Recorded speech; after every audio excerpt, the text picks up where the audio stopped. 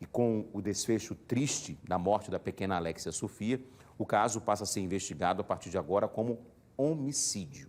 E como é que fica a situação dos principais suspeitos, o pai e a madrasta? O Neto Mota está ao vivo com a gente, com um advogado criminalista, exatamente para já nos ajudar a entender como fica a situação a partir da lei Henri Borel, que inclusive foi sancionada há pouco tempo, não é?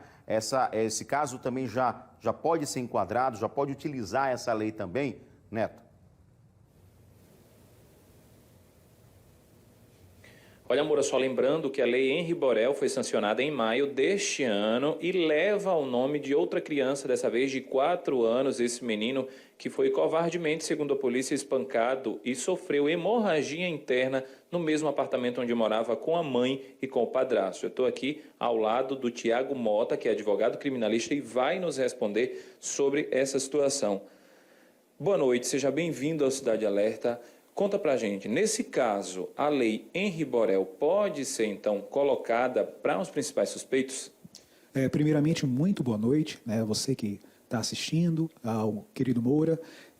O que a gente precisa botar em consideração é que essa lei, ela é uma lei recente, uma lei aprovada agora em maio de 2022, e que ela trazia uma previsão de um período para ela entrar em vigor. Então, na realidade, apesar dela ter sido publicada no Diário Oficial em maio, ela entrou em vigor somente no último dia 8 de julho. Então, como esse fato ocorreu recentemente, agora, se não me engano, no dia 14, né, dentro dos últimos dias, então é assim a possibilidade de aplicação dessa lei nesse caso. O que é que a lei, em resumo, em relação a esse caso diz? Ela incluiu uma nova possibilidade de homicídio qualificado.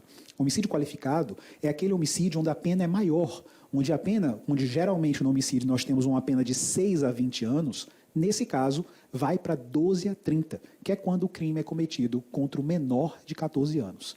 E nesse caso, Moura, ainda tem uma situação ainda mais importante, é que a suspeita que recai em relação às investigações, apesar do processo estar em segredo de justiça, né, do procedimento estar em segredo de justiça, justamente por se tratar de uma violência contra menor, de uma suposta violência contra menor, é que existe a possibilidade também, trazida pela lei Henri Borel, de aumento de pena de 2/3, porque o crime foi supostamente cometido por alguém que teria autoridade sobre a criança, a mãe, o padrasto, o tio, o cônjuge, o companheiro, enfim, pessoas que têm essa relação maior de proximidade e que, portanto, incrementa-se a própria vulnerabilidade do menor.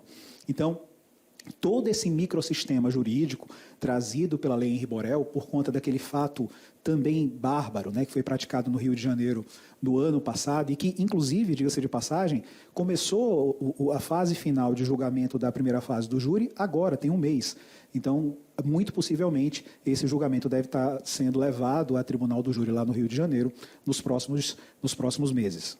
Doutor, então o fato da criança ter falecido agrava a situação deles. Eles podem responder, então, por crime de homicídio? Perfeitamente. Na realidade, inicialmente, pelo que foi colocado pela própria imprensa, a acusação era de maus-tratos, né? Com o falecimento da menina, houve, né, a partir disso, uma mudança, né, isso foi manifestado pelo próprio judiciário, no sentido da aplicação do crime de homicídio, que é o crime onde um indivíduo mata outrem. Neste caso, um menor, né, uma menina de apenas 5 anos de idade. Doutor Tiago, muito obrigado pelas informações. Edson Moura, eu volto para você. Neto, e eu queria aproveitar a participação do nosso advogado também para esclarecer alguns pontos.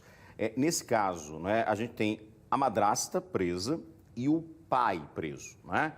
No momento do julgamento, quando eles forem levados a júri, pode ter algum peso maior, né, a atitude do pai, por ser sangue, ou por ser, né, no próprio sangue, a filha ser dele, ou da madrasta, ou não existe isso porque os dois conviviam como família na mesma residência? Tem algum tipo de peso diferente, de responsabilidade diferente para os dois? Sim, Moura, tem sim uma diferença muito grande trazida, inclusive, por essa lei recente. Como eu disse, o parágrafo 2º-B, né, do artigo 121 do Código Penal, modificado, né, justamente em função daquela situação que ocorreu com o Henri Borel, ele trouxe uma hipótese de aumento de pena, né, para vocês terem ideia, como eu disse antes, o homicídio qualificado tem uma pena de 12 a 30. Nesse caso, mesmo que ele pegue, mesmo que eventualmente esses supostos autores do crime peguem uma pena mínima de 12 anos, haveria um incremento de 2/3 nessa pena, apenas pelo fato de ter sido praticado por ascendente, por ter sido praticado pelo pai, por ter sido praticado pela madrasta, por alguém que detém autoridade sobre a criança. Então, a resposta é positiva. A partir de 8 de julho, todos os fatos criminosos relativos ao homicídio que forem praticados contra menores de 14 anos, vão ter essa reprimenda maior quando forem praticados, obviamente, por alguém que detém autoridade, guarda, curatela, tutela da própria criança. E não só isso. O fato de se tratar de homicídio qualificado também faz incluir a lei de crimes hediondos. Então, nós temos um crime onde, no mínimo, em sendo réu primário, essas pessoas teriam que passar, no mínimo, 50% do tempo para poder progredir de regime. Na visão do senhor, a lei tem tudo para que, de fato, possa reduzir esse tipo de crime? Ou, em algumas situações, claro, depende... Cada caso é um caso, mas depende de alguns casos que possa evitar que violência contra crianças aconteça num nível como esse que nós vimos agora nesse caso. O senhor acredita que a lei possa ter esse poder? Claro que o desejo é esse, mas na sua prática, na sua vivência.